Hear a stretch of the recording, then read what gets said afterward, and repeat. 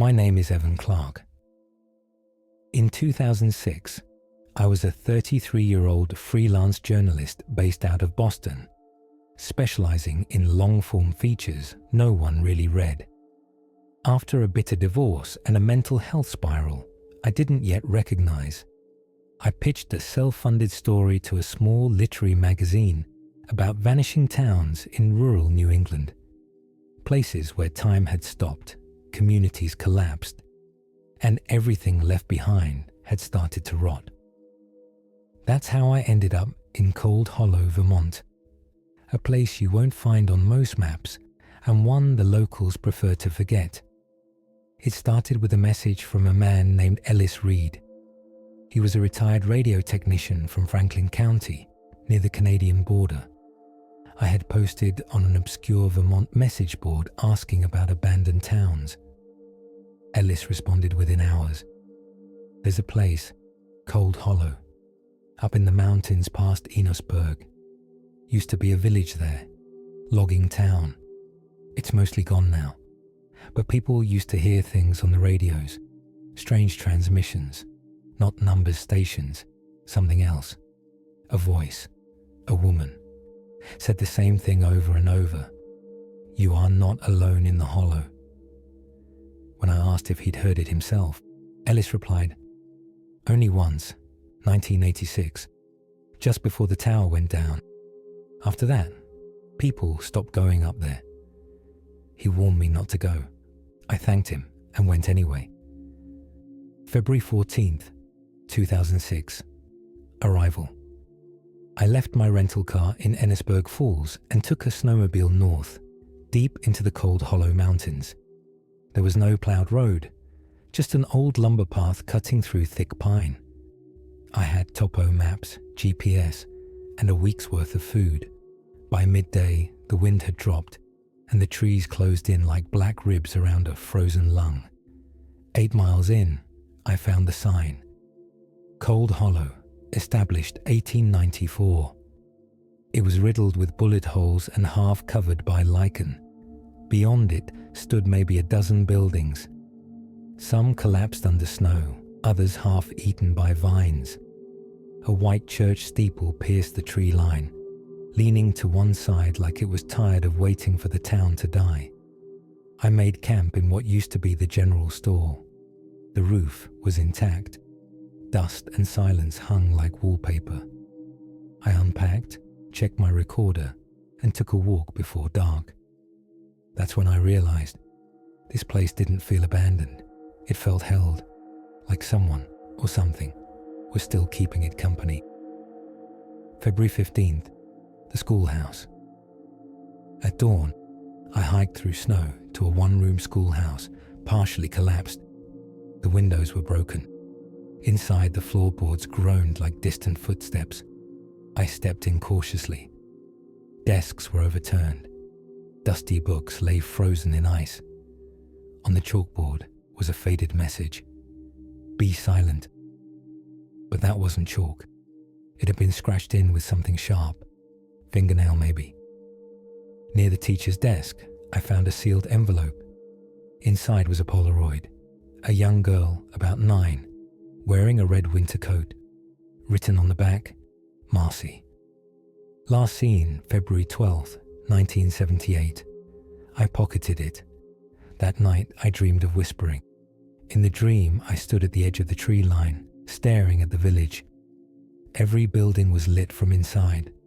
The voice was female, soft, repeating, You are not alone in the hollow. February 16th, the woman in the woods. Just before dusk, I spotted someone in the trees, a woman.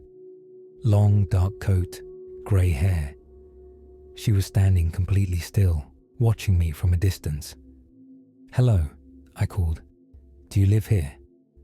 She didn't move. After maybe 10 seconds, she turned and walked deeper into the woods.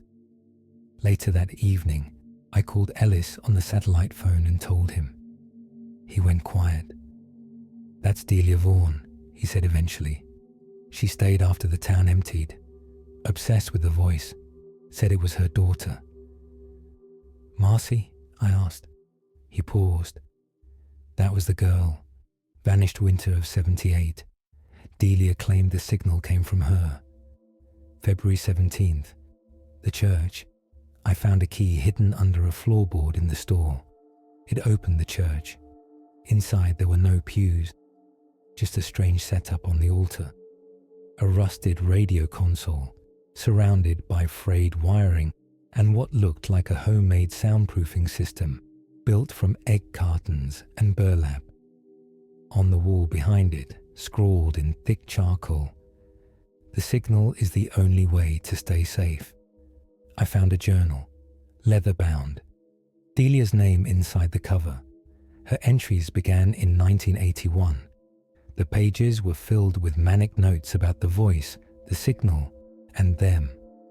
It comes at 2:13 a.m. That's when the hollow goes thin. The signal keeps them out. I spoke to Marcy, or something wearing her. Her mouth didn't move. Her eyes weren't hers. The tower's broken. They're getting closer. The last entry was dated February 1987. They've started saying my name. February 18th, 2:13 a.m. I stayed in the church that night. Recorder running.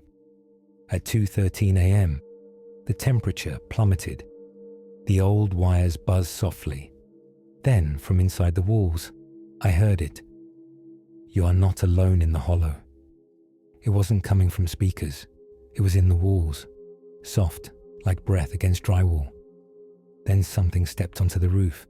Slow, deliberate footsteps, creaking. Then a voice.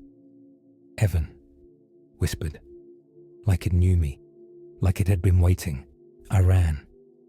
But when I got to my snowmobile, the engine was dead. Frost crawling across the ignition, despite the mild daytime temps. I saw movement in the trees, a figure, thin, tall, pale. It wasn't Delia. I ran back to the store and stayed up until daylight. February 19th, escape. I hiked out at dawn, dragging my gear through snow, too tired to feel my legs. At mile 6, I heard it again. "You are not alone in the hollow." No echo, no source, just hanging in the air like frost. A snowplow picked me up on Route 105. I didn't say much. Aftermath. Back in Boston, I tried to follow up. No record of a Delia Vaughan in state census files. No missing person report for Marcy Vaughan.